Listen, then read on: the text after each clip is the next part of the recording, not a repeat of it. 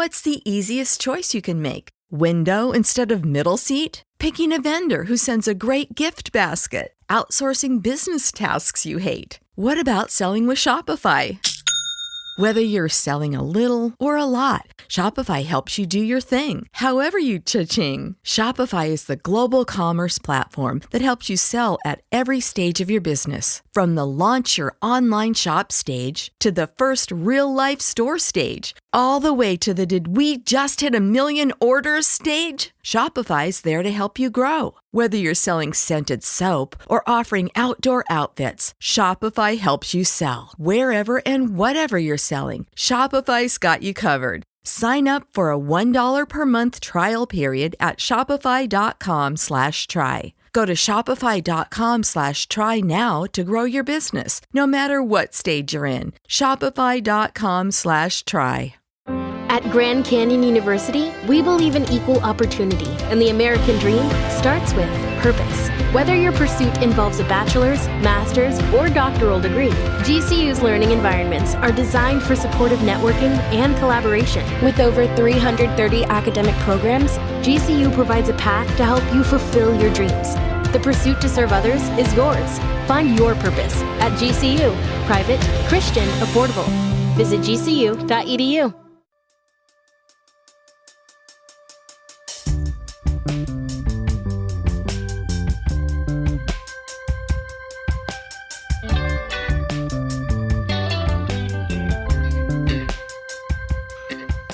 Welcome to Comedy Album Book Club. This week we're joined by the amazing, the incredible Emily Decloux, and we talk about Nicole Byer's Big Beutiful Weirdo.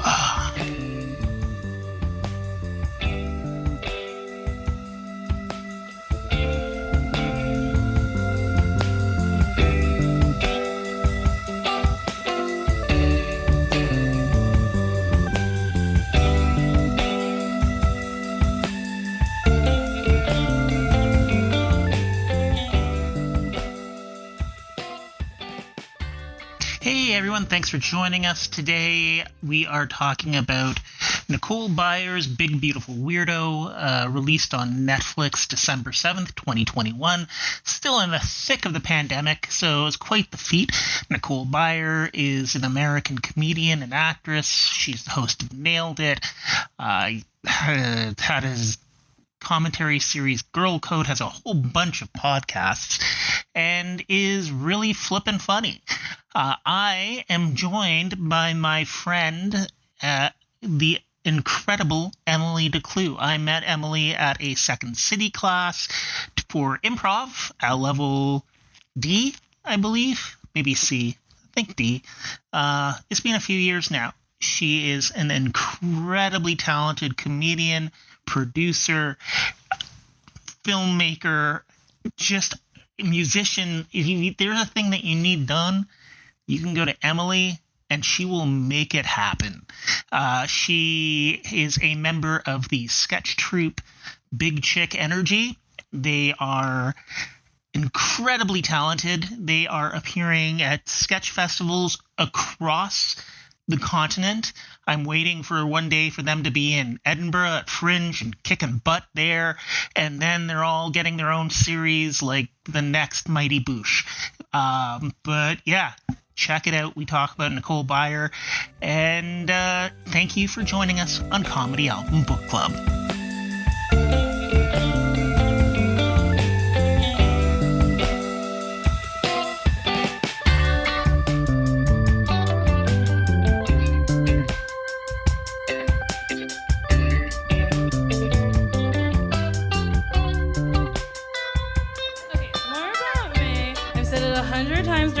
But I'm a single woman. And I was thinking to myself, Nicole, how have you dated anyone past 3 dates? How? And I was like, oh yeah, I tricked them. Because men seem to really love a chill girl. You know, a girl who's chill. A chill girl. And I'm not chill, I'm fucking crazy, okay? I'll be saying normal things out loud to a guy and thinking the most insane things. Out loud, I'm like, tee, yo, yes, you're very funny. Let's get a drink. Who, me? I love a taco. And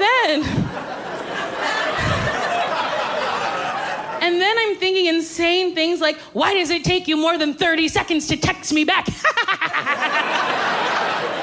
Will you ever love me more than you love your dog?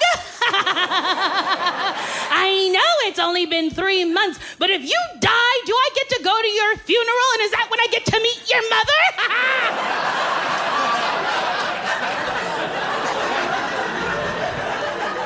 That last one's not a joke. I said that out loud to a friend, and she was like, bitch, you gotta chill. But I've been observing you couples out in the wild, and I think I figured it out. You trick them by being chill at first, and then a couple months in, you get to be fucking crazy. Truly, the arguments you people have in public are fucking bonkers, okay? And I fucking want in, all right? I want to be in an elevator with my boyfriend and 6 victims, and I want to look up at him because he's taller than me and be like, hey, let's have a baby. And he's like, Nicole, now is not a good time. And I'm like, there's never a good time. I don't even want a baby. I just want those 6 people to know we're going to talk about this later. I was in a supermarket recently in the produce section, thank you. And there was a couple shopping for apples, and he was nuzzling her neck, and she said, tea, tea, tea. So, you're a red delicious, what am I? And he goes, oh, I don't know, a Granny Smith. The way this woman reacted, she truly kicked the cart and was like, a Granny Smith? They probably went home and had hate sex. I want in, okay? I was at a restaurant recently, eavesdropping on a couple trying to scoop secrets, and the server came over and said, how's dinner? And she said, funny story. So when our food came, I made him switch with me. And I was like, this bitch stole this man's food. There are rules. He agreed to go to a restaurant. He sat down. He opened the menu. He said, I want that. That came to me. She said, nah. Do you know what I mean? And they probably went home and she got a good deep dicking. I want in. I want to behave poorly in public, and behind closed doors, he's like, I tolerate you. You know what I'm saying? I want an exhausted man. That's what I want. I want an exhausted man. I want to bring my boyfriend to a party and go, that's my boyfriend. And he goes,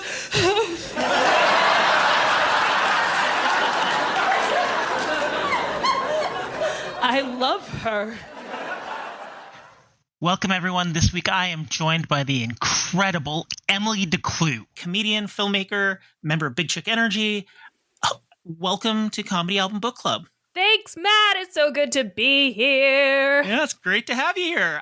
So you chose Nicole Byer's BBW, Big Beutiful Weirdo. What inspired you to select this special? I just love Nicole Byer. I've been obsessed with her podcast. I binged it a lot over the pandemic. Haven't listened to it as much recently, but it's still, she's still just out there looking for love. She just wants to find somebody to jabber her clit off, as she says. But I love her energy. I love how bubbly and vivacious and silly she is. And she reminds me so much of my stepsister, Christy, because she's also a Leo.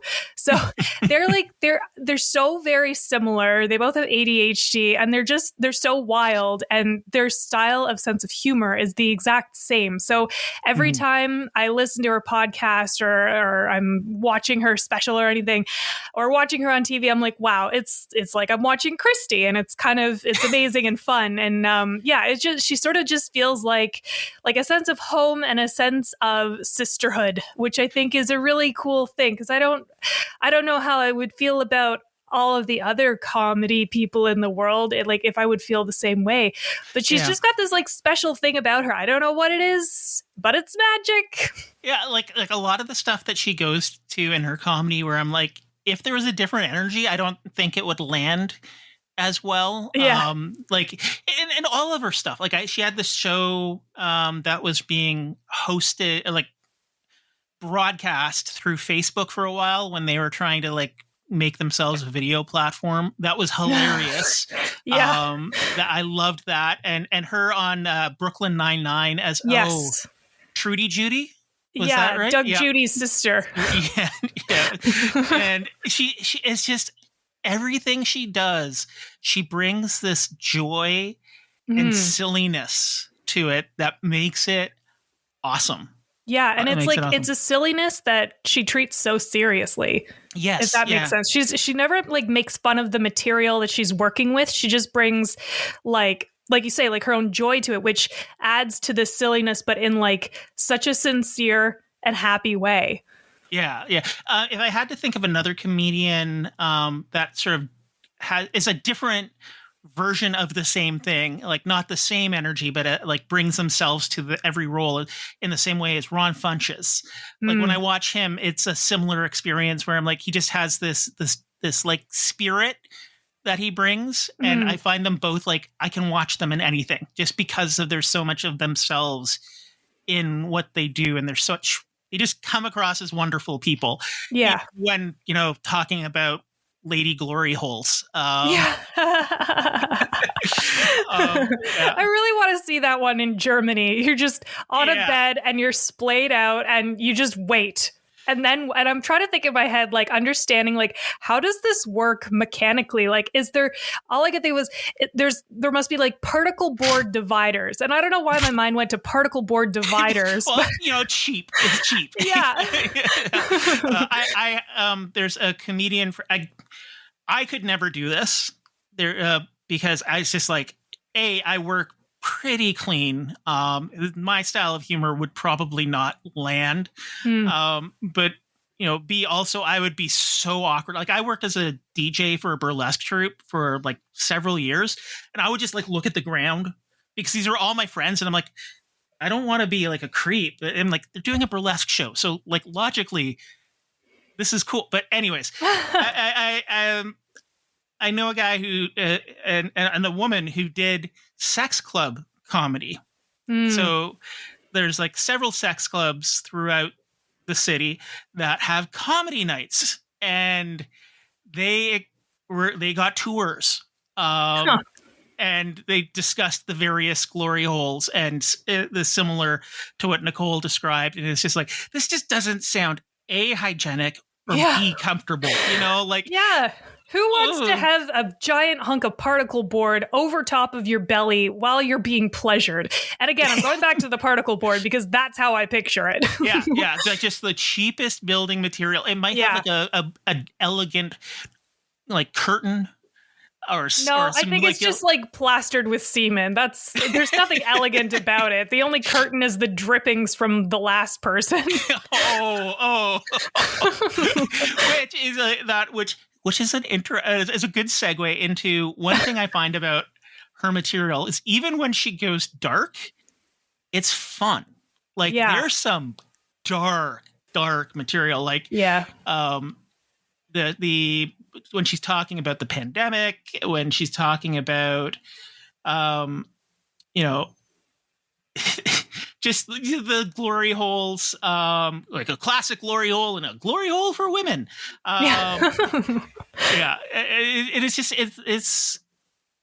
It's just fun just to watch her go to these places. I think part of it's her expressiveness too. Like her face does a lot of work.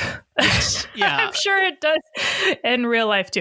But no, her it's so expressive, and her eyes, she doesn't have to move any other muscle in her body except her eyes, and it tells a whole completely different story. Yeah, and like she has these hand gestures that are just like they're like exclamation marks on a joke, and it's just like it's wild.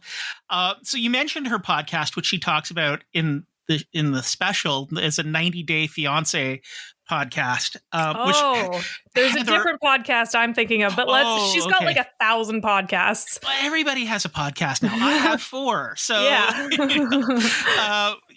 so.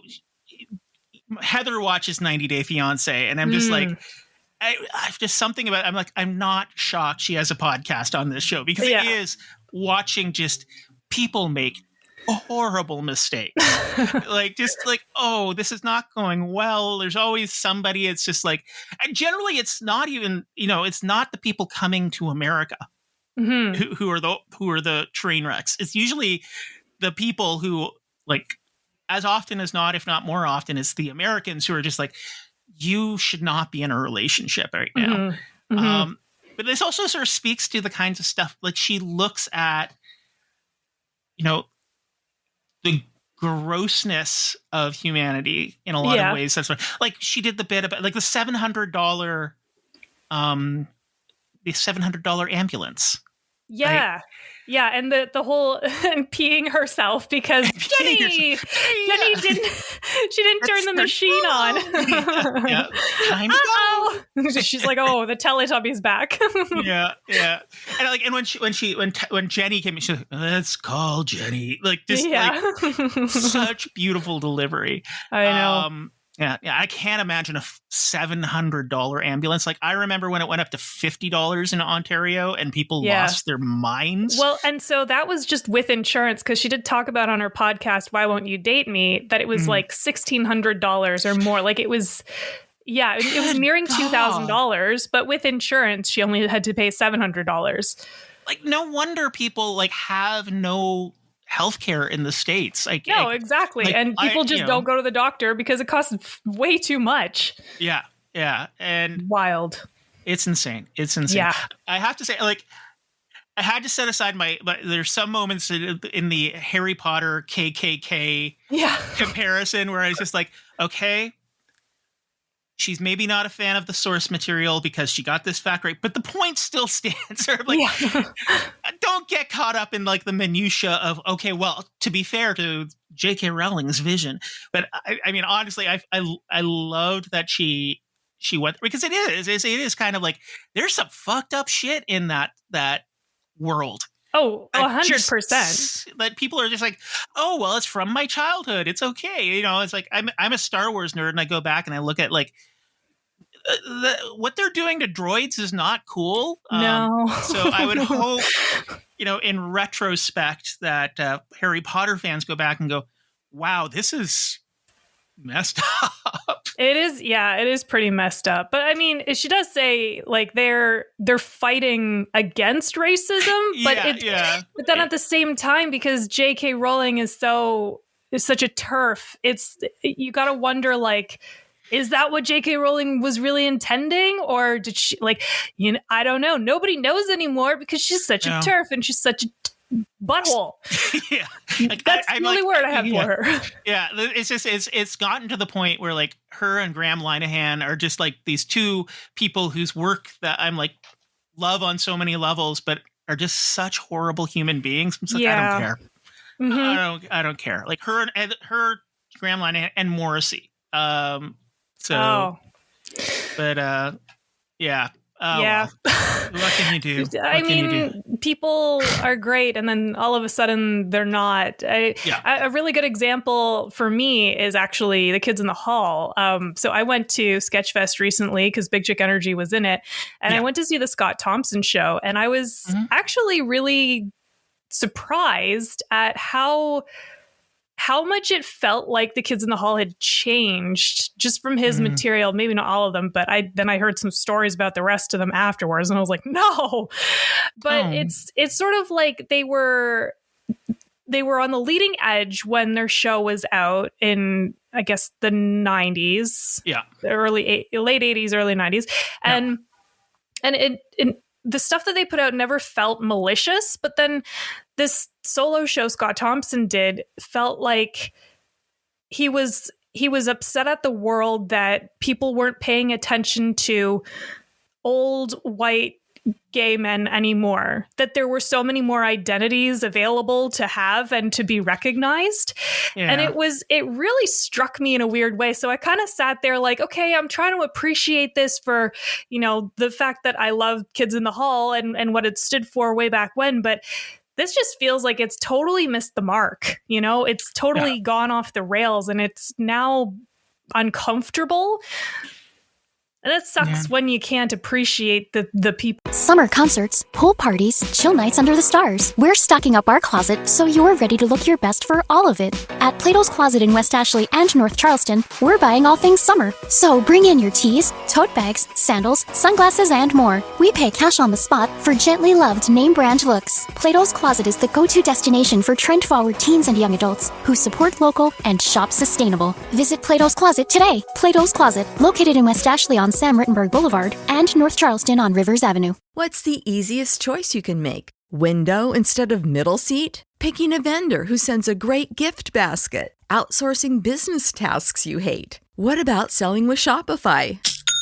Whether you're selling a little or a lot, Shopify helps you do your thing, however you cha-ching. Shopify is the global commerce platform that helps you sell at every stage of your business. From the launch your online shop stage to the first real-life store stage, all the way to the did we just hit a million orders stage. Shopify's there to help you grow. Whether you're selling scented soap or offering outdoor outfits, Shopify helps you sell. Wherever and whatever you're selling, Shopify's got you covered. Sign up for a $1 per month trial period at shopify.com/try. Go to shopify.com/try now to grow your business, no matter what stage you're in. Shopify.com/try.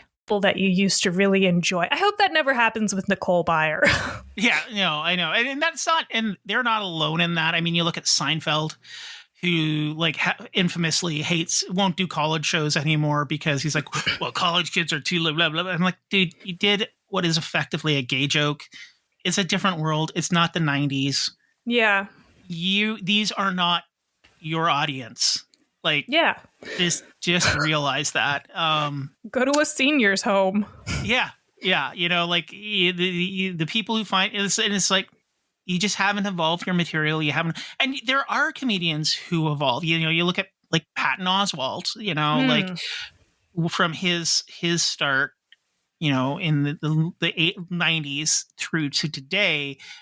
He will say, I would not tell that joke now because I have a better awareness. Like he has a joke about a Down syndrome parade where he's like, I just wouldn't do that now because it's like the intent wasn't to punch down, but it was punching down. Same with Weird Al. Weird Al? Oh yeah, fat. Yeah, he doesn't do fat anymore. Fat, and then there's also like a trans joke in the song Albuquerque, and when he performs it live now, he stops right in the middle of the song and he says, this is not an appropriate joke anymore, and I'm not going to like say it the way that it is in the actual recording. So when you sing along, like this is the new way to sing along with me. So that's nice of him to like tell people to sing out these new lyrics. Yeah. Like Weird Al is just like a wonderful human being. Also a dream of a human. Yeah. Yeah. Like he is so close to getting an EGOT that I'm like, okay, we need a Broadway, like Al the musical. Yeah. Get Daniel Radcliffe to reprise the role. Oh, it'd be so good. Tony written all over it. You know, yeah. Like make it happen. You got an Emmy. You've got a technical Oscar. So, you know, you got Grammys. Now we just need a Tony. We're set. Yep. He's going to make it one day. Dang, nabbit. Because he's such a nice person. Yes. Now, do you have a favorite bit in the sketch or in the special? Okay, so what did I write down? Yeah, it was the one about the nurse that helped her pee, Nurse Jenny. Yeah, Nurse Jenny. Like, there's really so much character work in that. It's awesome. So funny. And the fact that, the other nurse that's with her is like, okay, let's call Jenny. Like, just so sad. And it's just... I love that. I gotta say, I really loved at the end when she's crying, eating a burger, taking a shit, and singing herself a song. And everybody else in the bathroom is like, what is going on behind that wall? Yeah. And I loved, like, one of the things I love about the entire special is her crowd work does not feel malicious. And it feels genuinely engaging. Even when, like, there's this one person who has Heather's laugh. And she's like, oh, that laugh. Where she just acknowledges it. doesn't do anything with it, but acknowledges that everybody in that room is finding that laugh amusing in that moment. Yeah. Or when she has that conversation about dick pics with the gay guy. Yeah, in and the front. one guy he woos. It was so funny. The gay, oh God, that one guy like woo, and she's it's almost like she's like, read the room, like what the hell, man? And she's like, oh, the gays are onto something. We gotta take some notes. There's consent in the profile, so it's good to go. Good to go. Yeah. So I just find her interactions are good, or like friendly. Yeah. Yeah, and the fact that this, I mean, she touches on this too, like the pandy isn't over kind of thing. And it's like this was 2021. This is still really the thick of it. Yeah. In New York, which was hit really bad. But she's able to find these joys and these shared experiences, like the ranch dressing, like $20. $20, which is like, this is my essential item. yeah. And I mean, there's a self-deprecation in that bit as well, which I appreciate. Now, you have some material. Like I recently saw you and Big Chick Energy at Toronto Sketch Fest, and a great show, by the way. It was super funny. I voted for like best in show. So thank you. But, you didn't win it, but it went to some very deserving people. I forget who. I'm sorry. Well, I mean, that's the thing. Like everybody at Toronto Sketch Fest is the top of their game. Yeah. So like everybody is amazing. So there's no, oh, it shouldn't go to them. But it's a very supportive community. Yeah, it is. It's like, and I 1 year for this podcast, I got to go because we did an episode and we interviewed Robin Duke and some of the Sketchfest performers about the Saturday Night Live comedy. Like the first 2 seasons, they condensed it into a comedy album. And that got me in with like a performer pass. So I went to the evening sketch trains. And it was so fun just seeing people do all of the material. Though, like, I don't know if this is ever going to be ready, but what the hell? It's so fun. Just such lovely people.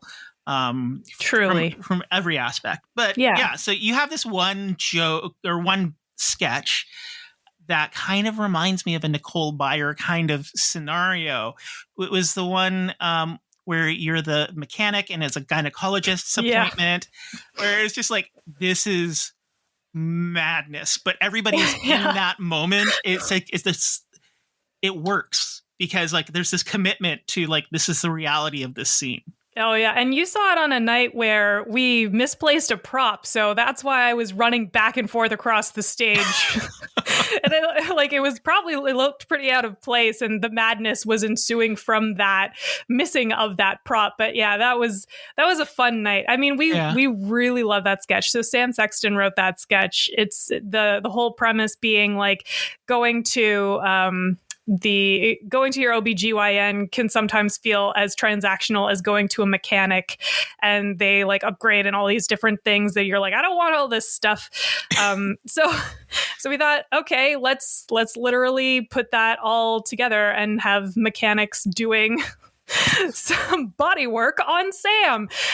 So Sam did a great job writing that. She really wrote a lot of really funny jokes, and then Alicia's portrayal of the OBGYN is so good. But your tag at the end, the little PSA that you do, it's like it all comes together, and it kind of reminded me of like a Nicole Byer bit in a lot of ways, because it was like the Jenny bit that she did in there, in that it's like it's about this like serious medical situation, but it's finding the irreverence and the absurdity, you know, like it's not undermining it. It's not belittling the experience, but it's like, even in these moments of shittiness, because of the human body, for whatever reason, there's something, looking back at it, there's something funny we can find. Oh, for sure. I mean, okay, so one time I was getting an IUD out and I was getting it replaced.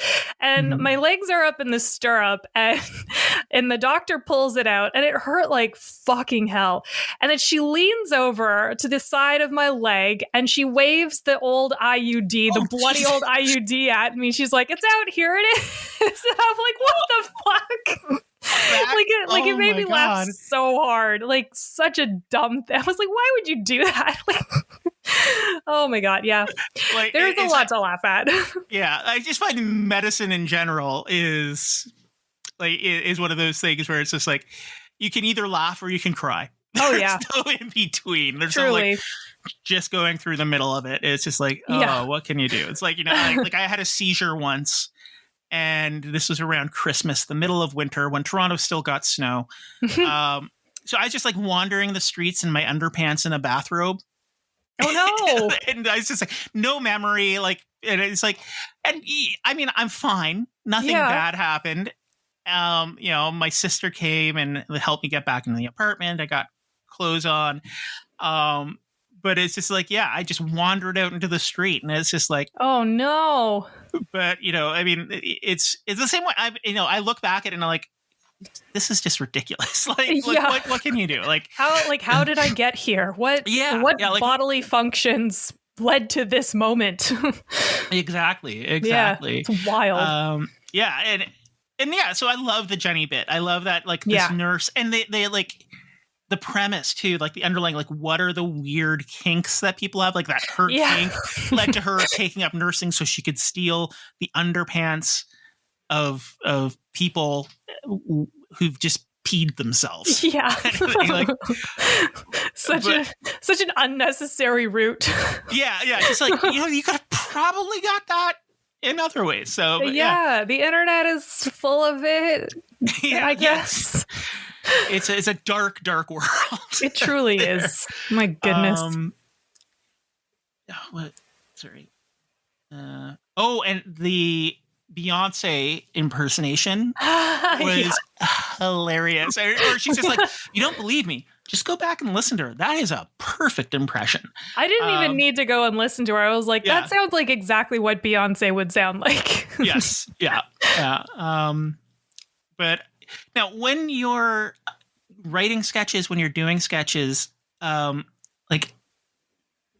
do you draw your inspiration from? From here, Nicole was pulling a lot of stuff from real life experiences, from the pandemic, like coming out of the last 4 years that we've been in. Like, where do you pull that from now?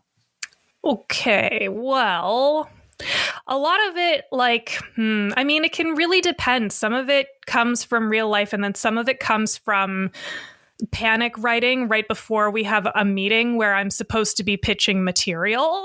So one time I wrote this sketch that will never see the light of day called Knife Shoes that my friend Julia Jones loves.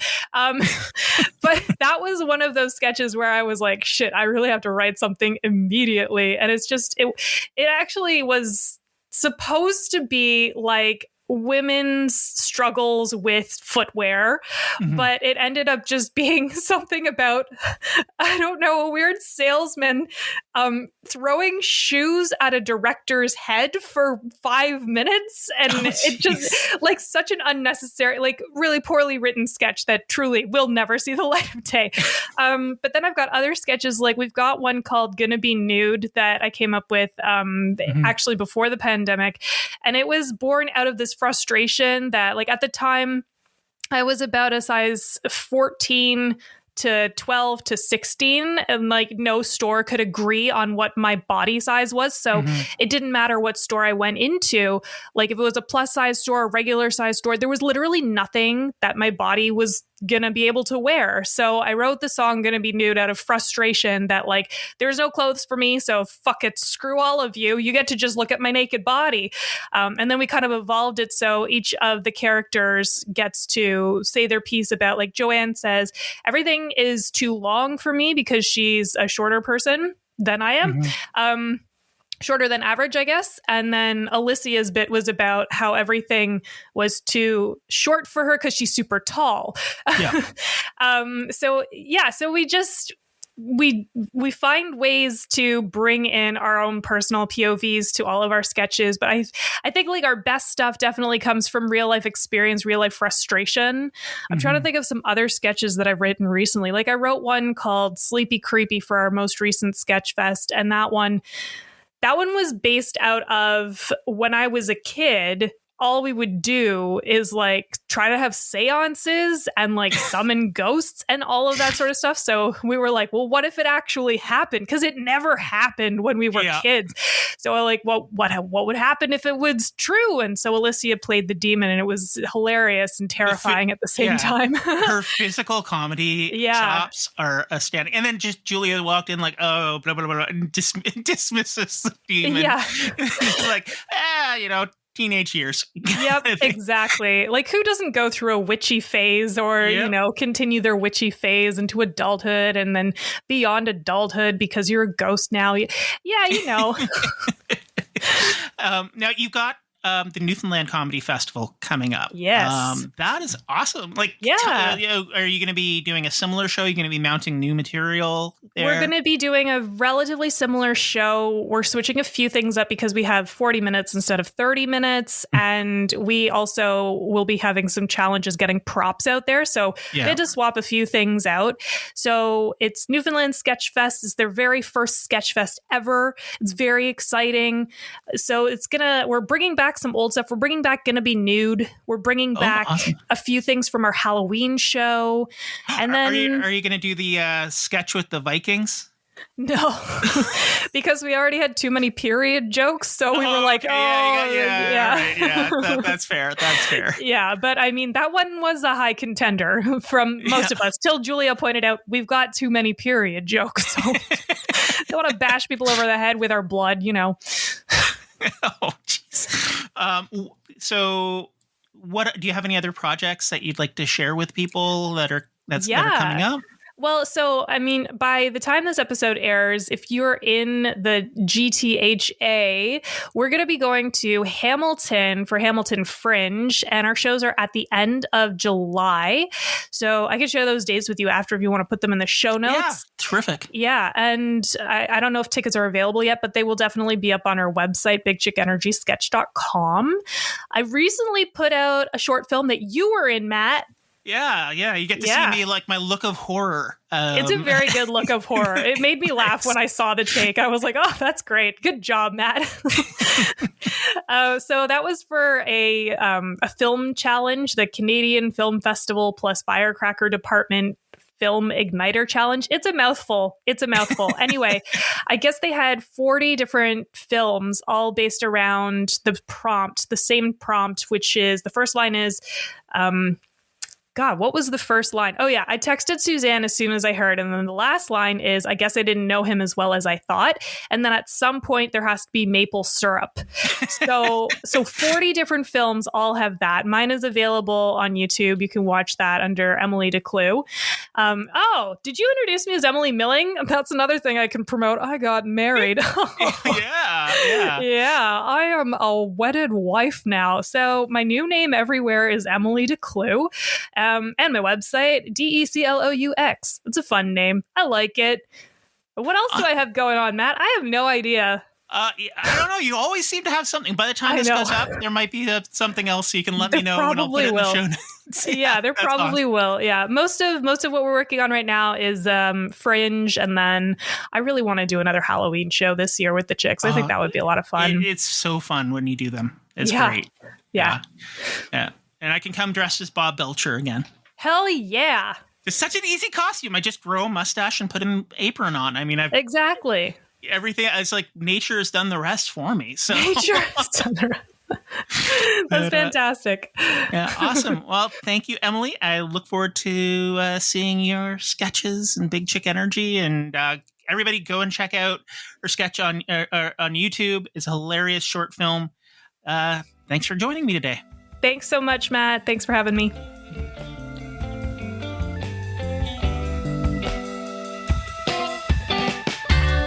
You've been listening to Comedy Album Book Club, a Far From Here comedy and ShowbizMonkeys.com co-production.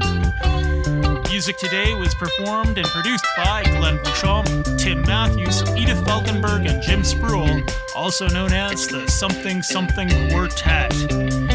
Thanks for listening, and tune in next week to Comedy Album Book Club.